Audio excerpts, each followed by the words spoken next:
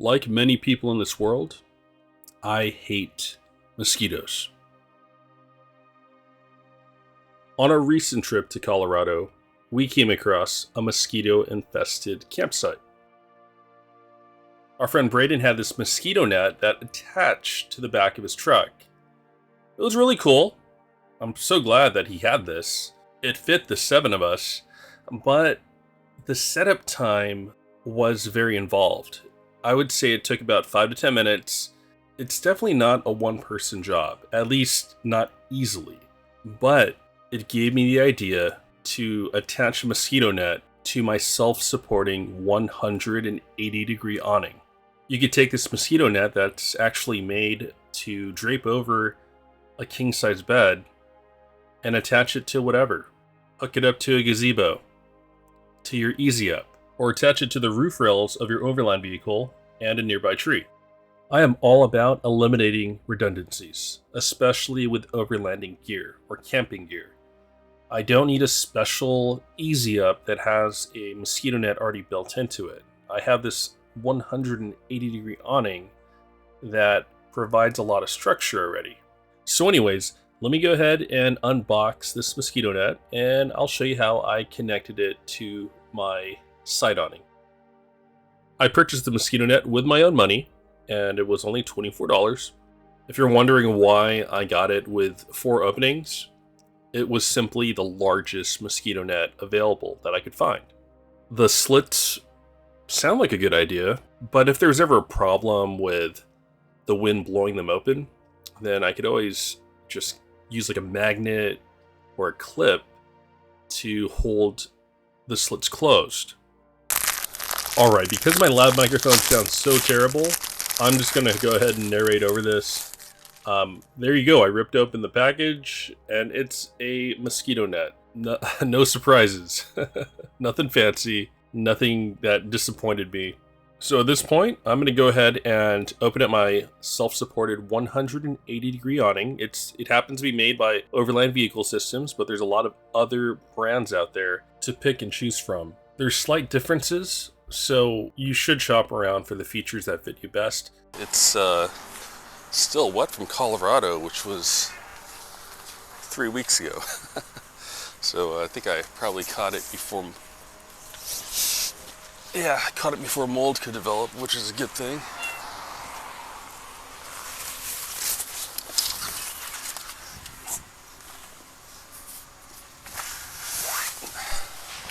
It's a great thing about this awning is it's so easy to deploy. Like I'm not rushing it, but the nice thing is I don't need help. I could just nonchalant take my time and bust it out because it's self-supporting.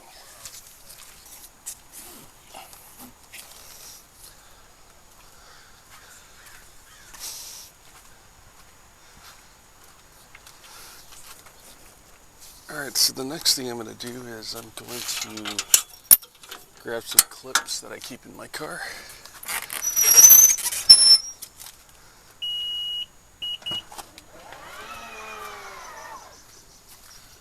Get these clips from Home Depot. They're pretty strong.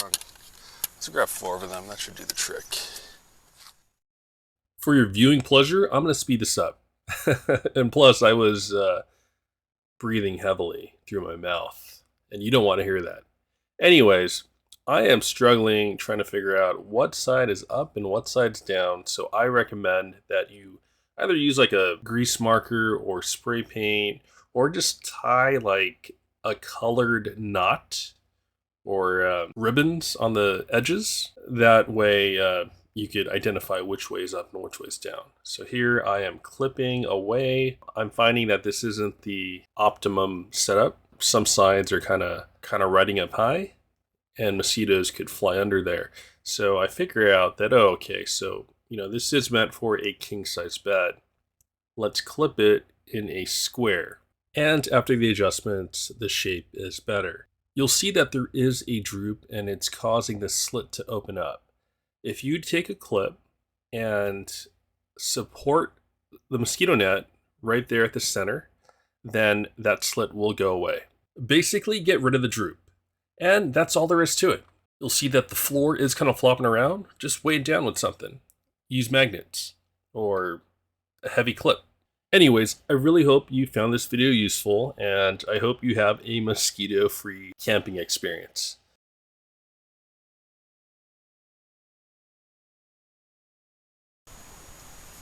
Alright, so the next thing we're going to talk about is using Thermacell to ward off mosquitoes. And this was my first Thermacell. I bought it from Costco for about 50 bucks. And the battery is supposed to last about 9 hours on this thing. It's USB rechargeable,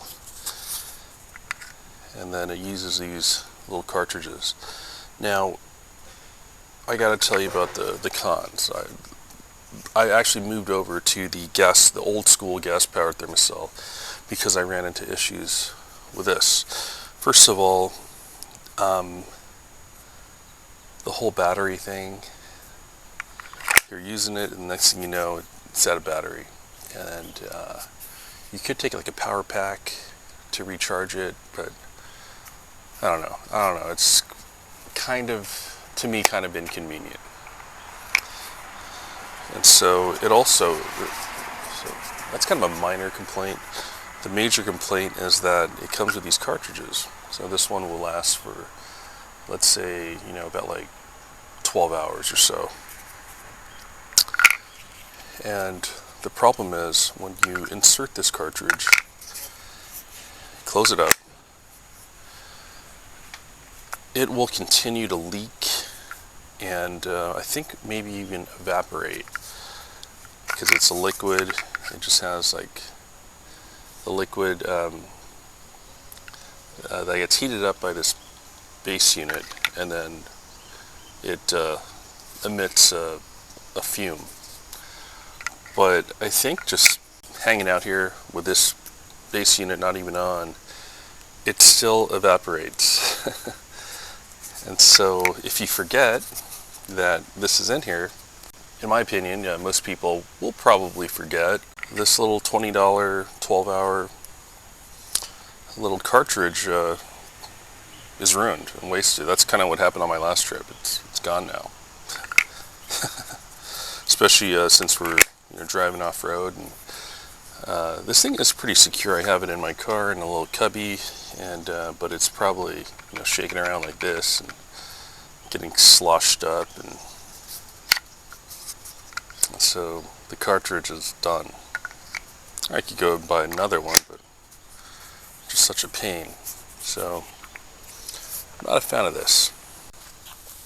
I'm liking these old school Thermacells much better. I just thought, like, electric, rechargeable, that should be better. But this one, I just find a lot more reliable, a lot more practical.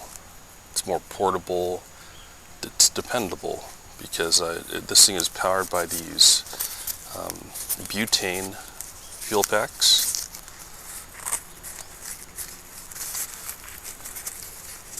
I think I got like a 96-hour pack, like recharge pack, for about like 30 bucks. So it comes with these. It's powered by butane, and I heard that there's a little hack where you could refill these. There's a YouTube video on how to that will teach you how to refill these things. But the cool thing is, once you screw this in to the unit, it's screwed in so it can't leak out. So I don't have to worry about off-roading or just forgetting about it. After you plug this in, it's in there. It's not going to leak. And then you have these little 4-hour blue pads, and you can see I don't know if you can see the fume emitting. It's kind of hard to see, but because I just had this sit in my car for about 4 days. Even exposed, it didn't expire. So when this thing expires, it turns fully white. So it looks like we still got some juice going, and I still see the fumes emitting. So we're still good. I would imagine that if you just kind of left this pad out for maybe a month, the chemicals will expire, but so far so good.